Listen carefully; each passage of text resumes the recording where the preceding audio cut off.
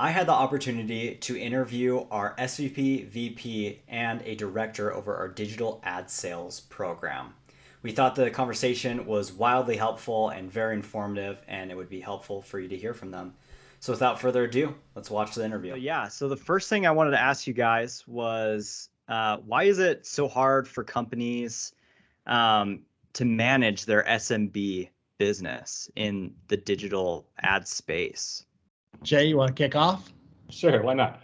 I mean that's a big question. I think a punchline into it would be often getting into the ad tech space and digital advertising space. People are focused on mid-market and enterprise. It's the fastest path to revenue. It's what is most talked about in the industry. When you're starting out, it's just where everybody goes. And as you start to build a product that starts to perform or people get interested in, the product team starts to think about building self-service, but the sales team stays focused on mid-market and enterprise. And there's a certain approach, there's a certain style, there's a sales process, there's tooling, there's messaging, there's market presence, there's even who you hire and where you hire them. And at some point, you've generated enough revenue, you got enough momentum that you start to think about, well, wow, the long tail is a huge opportunity. All the other players out there are doing some form of SMB. We need to do that. How do we do it? But you've been so focused and ingrained on the mid-market, a couple of things happen. What I've seen in my experience is you try and go sell SMB the same way you've tried to sell mid-market and enterprise. You get seasoned people who know how to run long sales processes or relationship-based sales processes. You don't have the right systems and process in place. You don't have the infrastructure.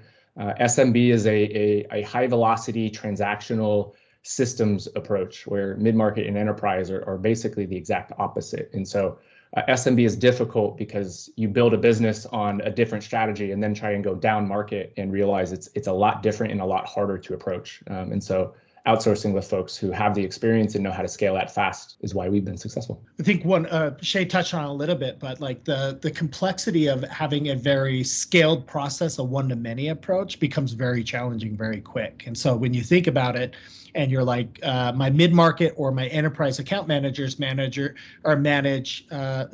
to 20 accounts, depending on their size and the complexity of these. When you're talking some of the SMB books and you're like, it's a 1 to 300 or a 1 to 400 mixture, your ability to scale both through process, through reporting, through different things that you're going to schedule in Salesforce to make sure reps are efficient and effective of trying to engage with clients at the right time, at the right moment with the right message, it becomes very complex very quickly. And so I think, on top of what Shay said, is some of the process, the analytical reporting and, like who do you engage, when do you engage them, becomes very challenging while you're trying to manage or like reduce your cost to serve and your cost to acquire customers in the SMB space. Yeah, the last thing I'll add to Dan and Shay's comment is just the customer persona in SMB is so very different compared to mid-market and field.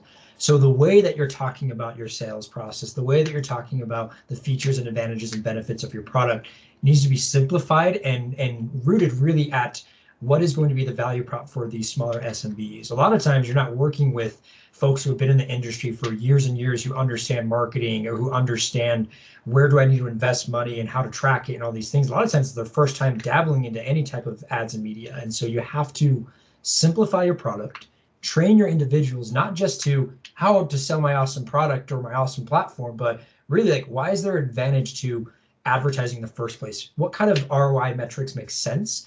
And where should I be looking for success metrics at? When I was a rep on the floor talking to SMBs directly before scaling and leading teams, like that's where I learned the most, is like when I could slow down my conversation, simplify it, and actually understand what these smaller SMBs care about. They're very, very different compared to these larger mid-market and field accounts. Totally. Well, I mean, they wear a million hats, right? Yeah. They don't have a Facebook team, a Pinterest team.